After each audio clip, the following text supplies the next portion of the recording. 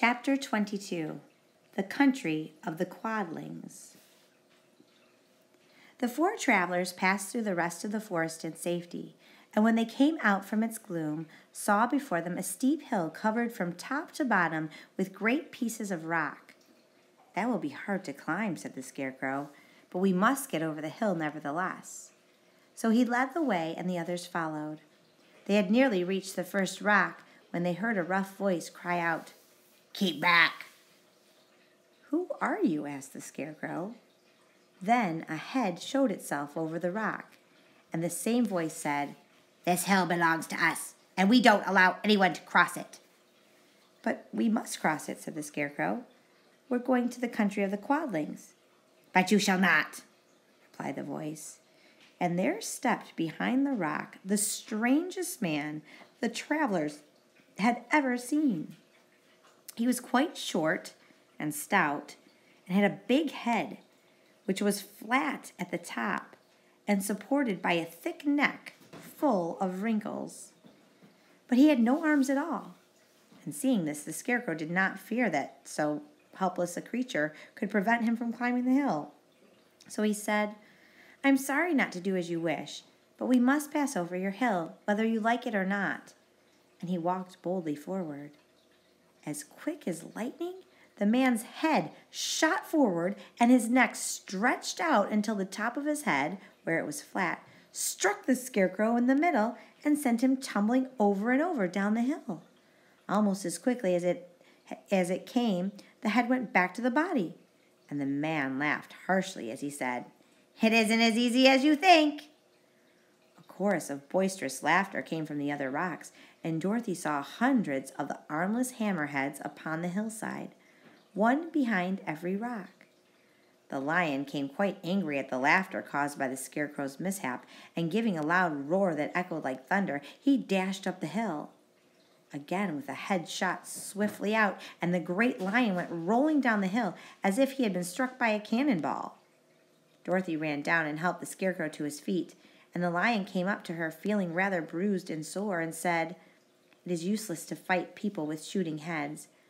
No one can withstand them." "What can we do then?" she asked.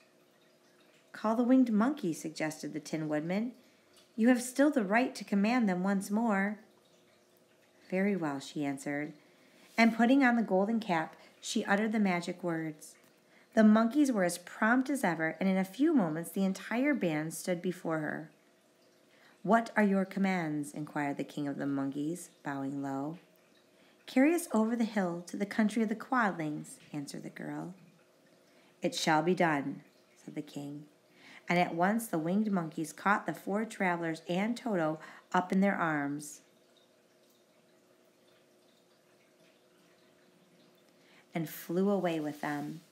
As they passed over the hill, the hammerheads yelled with vexation and shot their heads high in the air. But they could not reach the winged monkeys, which carried Dorothy and her comrades safely over the hill and set them down in the beautiful country of the Quadlings. "This is the last time you can summon us," said the leader to Dorothy. "So goodbye, and good luck to you." "Goodbye, and thank you very much," returned the girl. And the monkeys rose into the air and were out of sight in a twinkling. The country of the Quadlings seemed rich and happy. There was field upon field of ripening grain, with well-paved roads running between, and pretty rippling brooks with strong bridges across them. The fences and houses and bridges were all painted bright red, just as they had been painted yellow in the country of the Winkies and blue in the country of the Munchkins. The Quadlings themselves, who were short and fat and looked chubby and good-natured, were dressed all in red, which showed bright against the green grass and the yellowing grain. The monkeys had set them down near a farmhouse, and the four travelers walked up to it and knocked at the door. It was opened by the farmer's wife, and when Dorothy asked for something to eat, the woman gave them all a good dinner with 3 kinds of cake and 4 kinds of cookies, and a bowl of milk for Toto. "How far is it to the castle of Glinda?" asked the child. "It is not a great way," answered the farmer's wife. "Take the road to the south, and you will soon reach it." Thanking the good woman, they started afresh and walked by the fields and across the pretty bridges until they saw before them a very beautiful castle.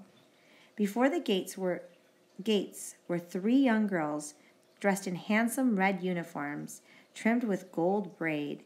And as Dorothy approached, one of them said to her, "Why have you come to the South Country?" "To see the good witch who rules here," she answered. "Will you take me to her?" "Let me have your name, and I will ask Glinda if she will receive you." They told who they were, and the girl soldier went into the castle.